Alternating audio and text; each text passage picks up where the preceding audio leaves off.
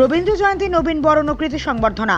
কৃতি শিক্ষার্থীদের সংবর্ধনা ও রবীন্দ্র জয়ন্তীর মধ্য দিয়ে রামকৃষ্ণ শিশু নিকেতনের দ্বিবার্ষিক অনুষ্ঠান সম্পন্ন যথাযোগ্য মর্যাদা ও বিপুল উৎসাহ উদ্দীপনার মধ্য দিয়ে সমাপ্ত হল গোকুলনগর রাস্তার মাথাস্থিত রামকৃষ্ণ শিশু নিকেতন উচ্চ বিদ্যালয় দুদিনব্যাপী রবীন্দ্র জয়ন্তী এবং নবীন বরণ উৎসব।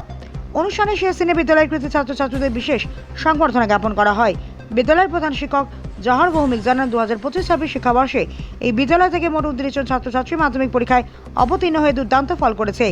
এর মধ্যে প্রথম বিভাগ ফার্স্ট ডিভিশন 28 জন, দ্বিতীয় বিভাগ সেকেন্ড ডিভিশনে 1 জন। কৃতি শিক্ষার্থীদের এই গৌরবময় সাফল্যে বিদ্যালয় প্রাঙ্গণে এক আনন্দের আবহ তৈরি হয়। অনুষ্ঠানে উপস্থিত অতিথি ও শিক্ষক মণ্ডলী সকলের হাতে স্মারক ও শুভেচ্ছা বার্তা তুলে দিয়ে তাদের আগামী দিনের পথ চলার অনুপ্রেরণা যোগান। নার্সারি থেকে দশম শ্রেণী পর্যন্ত বর্তমানে বিদ্যালয়ে মোট 424 জন ছাত্রছাত্রী পড়াশোনা করছে। প্রধান শিক্ষক বলেন, আমরা শুধু পাঠ্যপুস্তক শিখাই নই, ছাত্রছাত্রীদের সার্বিক বিকাশের উপর জোর দিই। পড়াশোনার পাশাপাশি সুশৃঙ্খল পরিবেশ, উন্নত মানের শিক্ষা প্রদানের মাধ্যমে সিপাহীজলা জেলায় বেশ সুনামের সঙ্গে এগিয়ে চলেছে রামকৃষ্ণ শিশু নিকেতন উচ্চ বিদ্যালয়।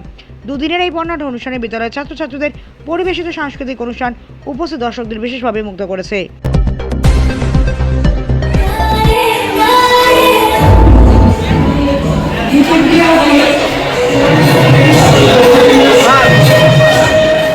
আজকে দিনটা আমাদের খুব আনন্দের দিন। আমি শ্রী জহর ভৌমিক, রামকৃষ্ণ শিশু নিকেতন উচ্চ বিদ্যালয়ের প্রধান শিক্ষক। আমাদের বিদ্যালয়ের কৃতি ছাত্রদের সম্বর্ধনা, তৎসঙ্গে বার্ষিক পুরস্কার বিতরণের উৎসব, নবীন বরণ এবং আমাদের বিভিন্ন প্রোগ্রামের মাধ্যমে রবীন্দ্র জয়ন্তী সহ দুদিন যাবৎ আমরা উদযাপন করছি। আজকে দিনে বিশেষভাবে আপনাদের ডেকেছি আসার জন্য। কেন? আমাদের বিদ্যালয়ের গৌরবগুলো অন্তত 2018 থেকে আমরা মাধ্যমিকে এভ্যালুয়েশন পেয়েছি। আজ অবধি 2019 থেকে মাধ্যমিক পরীক্ষা শুরু হয়েছে। এখন আজকে 2025-26 সেশন পর্যন্ত আমরা যত ছেলে মেয়ে আমরা মাধ্যমিকে আমরা পাঠিয়েছি পরীক্ষার জন্য, অ্যালাউ করেছি, প্রত্যেকেই পাস। একবারও আমাদের কোনো ফেল আসেনি, 100% পাস। তো গতবার এবং এবার রেজাল্ট আরও অনেক বেশি সুন্দর। তো এবারে আমাদের মোট ক্যান্ডিডেট ছিল 29 জন, তার মধ্যে 29 জনই পাস করেছে। 28 জনই সেকেন্ড ডিভিশন, ফার্স্ট ডিভিশন, দুঃখিত, 28 জনই ফার্স্ট ডিভিশন, একজন সেকেন্ড ডিভিশন, তাও সে হায়ার সেকেন্ড ডিভিশন। 5 নম্বর জন্য সে ফার্স্ট ডিভিশন পায়নি। তা এই গৌরবটাই আমরা গৌরবান্বিত, আমাদের এলাকাবাসী যাতে এগুলো জানতে পারে, বুঝতে পারে, সেই সুবাদে আপনাদেরকে আমরা ডাকা, এই বক্তব্যটা আপনাদের রাখা।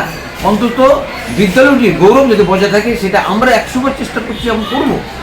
আমাদের শিক্ষক শিক্ষিকাগণ যথেষ্ট পরিশ্রমী, ওনারা খাটছেন, ছেলেমেয়েদের প্রতি যথেষ্ট আমাদের দরদ আছেন, স্নেহ আছেন, শিক্ষার প্রতি অনুরাগী, এবং ভবিষ্যতেও সেটা বজায় থাকবে।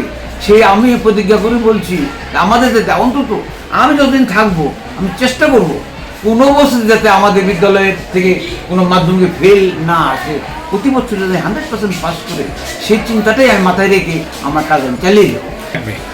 সরকার নিকট আমার বিশেষ বার্তা, সরকারিভাবে কোনো সাহায্য যদিও আমরা পাইনি, একমাত্র একবার পেয়েছিলাম, সেটা একটা বিল্ডিং, 2টো রুম পেয়েছিলাম আমরা, 3টে রুম। এরপর আমরা আবেদন করেছি, সেরকম সারা আমরা পাইনি। তো সরকার থেকে মনে হয় যদি আমরা সারা পাই, আমাদের স্কুলটা আরও দ্রুত উন্নয়নের পথে নিয়ে যেতে পারবো। আমরা প্রাইমারি থেকে এনেছি, তো এই জন্য আর্থিক আনুকূল্য কম।